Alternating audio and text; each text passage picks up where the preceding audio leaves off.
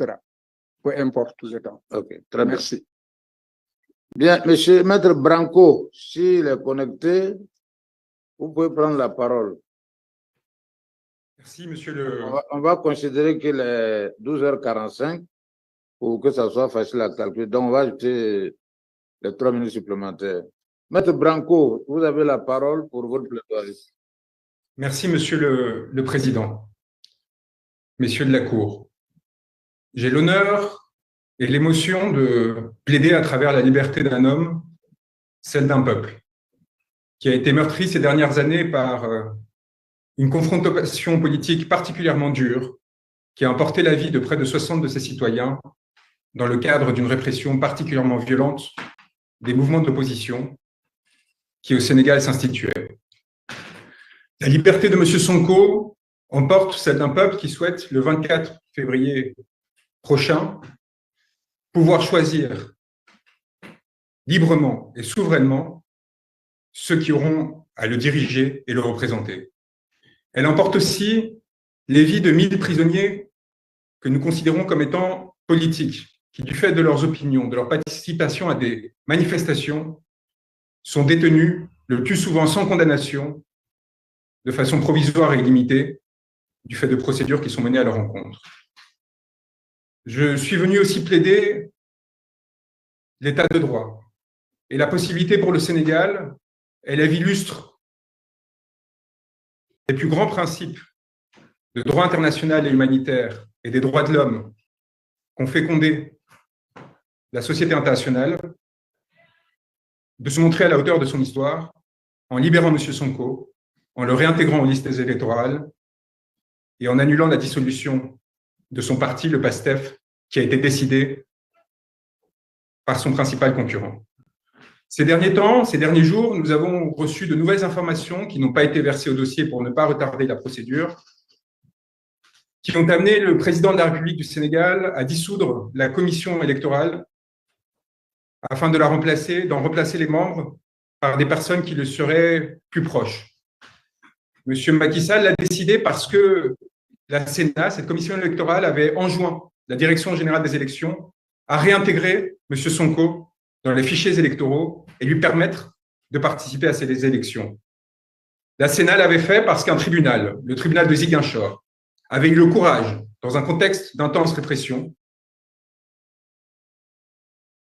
de dire le droit et de demander que M. Sonko puisse redevenir électeur et candidat. La Direction générale des élections, sur instruction ministérielle, s'y est opposée. La Sénat l'a enjoint. Elle a été dissoute.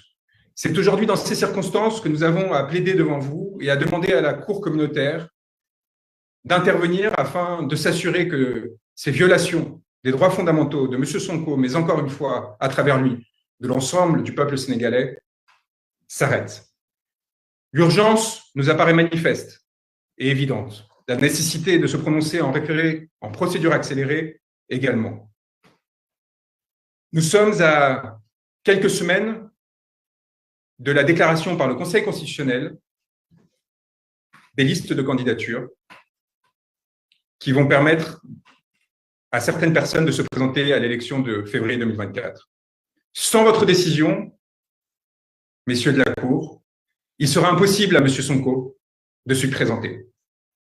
Cette urgence est aussi manifeste pour des questions humanitaires, car au-delà de la question politique et de la préservation des droits fondamentaux du peuple sénégalais, se trouve le destin et le corps d'un homme pris dans une lutte qu'il n'a pas recherchée ni souhaitée, détenu arbitrairement suite à des accusations fallacieuses, empêché d'aller et venir, empêché de s'exprimer, et dont la condition physique est particulièrement précaire. M. Sonko a eu le courage, en effet, de faire 2 grèves de la faim. La première l'a porté au bord de la mort. Le 17 août 2023, un certificat médical établissait que celui-ci tombait dans un coma profond, avec un coefficient de Glasgow de 3 sur 15, lui laissait 7% d'espérance de vie. Il a survécu, messieurs de la Cour. Il a survécu, et quelques semaines plus tard, pourtant, il a eu le courage à nouveau pour protester non seulement de sa condition, mais également de celle de détenues femmes, dont Falla Fleur, elles aussi détenues pour des motifs politiques, pour protester de leur détention. Il a à nouveau participé à cette grève de la faim, ce qui l'a amené à perdre connaissance et à se retrouver dans l'impossibilité de tenir des propos cohérents, comme l'a attesté là encore non seulement un certificat médical, mais le directeur de l'administration pénitentiaire lui-même dans un courrier qui a été adressé à Madame la ministre de la Justice. En ces conditions, c'est non seulement des droits formels qu'il vous est demandé de sauvegarder, mais aussi la vie d'un homme. La vie d'un homme qui s'est engagé et qui, avec beaucoup de courage, dénonçant la corruption qui gangrénait une partie de l'État dans lequel il s'était formé, a décidé de s'engager politiquement pour lutter pour les droits de son peuple et pour leur souveraineté. Il apparaît que, au sein du contexte actuel, dans les institutions sénégalaises, nous avons été l'objet d'un certain nombre de mesures qui nous ont empêchés de défendre M. Sonko, qui ont empêché à M. Sonko de faire respecter le droit et qui, enfin, aujourd'hui, menacent, au-delà de sa situation et de ses circonstances, la stabilité du pays dans son entier. Non pas car des opposants chercheraient à le déstabiliser, loin de là, mais simplement parce que lorsqu'un État cesse de respecter ses propres règles, lorsqu'un État cesse de respecter son propre droit, son autorité s'affaisse et les risques de désobéissance, de corruption et donc d'effondrement se multiplient. En faisant autorité, votre cour, par sa décision, et en le faisant à court délai, de façon à s'assurer que la compétition électorale du 24 février 2024 puisse se dérouler en respectant les droits de chacun, la Cour peut-être participera à sauver un État qui ne mérite pas cet effondrement et dont l'effondrement déstabiliserait lourdement la région et bien au-delà le continent. Je vous remercie donc, et je veux remercier la Cour sincèrement de la diligence avec laquelle elle a accepté de recevoir la requête que nous avons préparée avec notre estimable confrère Kédor Sireli, et nous espérons et nous vous prions d'entendant ces mots, prendre les décisions qui s'imposent, permettre à M. Sonko d'être libéré sans craindre qu'il vous soit reproché une quelconque partialité ou ingérence, car c'est au contraire pour s'assurer de la neutralité et de l'impartialité du processus électoral que nous avons décidé de vous saisir. C'est donc encore une fois, et pour achever, avec honneur, avec émotion, que pour la première fois devant cette cour estimable, il vous est prié, au nom du peuple sénégalais, de rendre à M. Sonko ses droits, sa liberté. Je vous remercie, Monsieur le Président.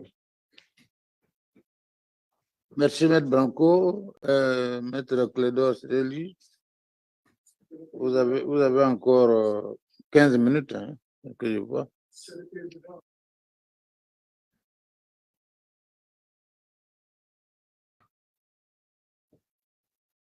Monsieur le Président, honorable juge, je vais être rapide et je vais devoir balayer très rapidement sur l'ensemble des points.